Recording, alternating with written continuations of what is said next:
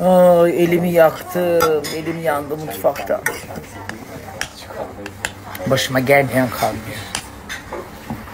Kendime yarışmacının artan malzemelerinden yemek yapmaya bayılıyorum.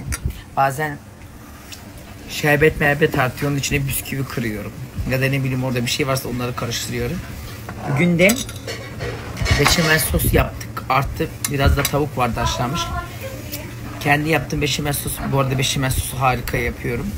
Beşamel sosun içine tavuk didikledim, attım. Aynı kafelerdeki gibi oldu. Bayılacaksınız. Mutfaktaki hiçbir malzemeyi çöpe atmıyorum. Diyetime küçük bir ara verdim. Şöyle gündüzleri yiyorum ama akşamları eve gidince hiçbir şey yemiyorum. Evet, gece evet biraz tarhana çorbası içtim ama artık beynim de önünde acım.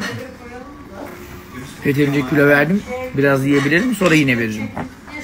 Sürekli aç da nereye kadar bak.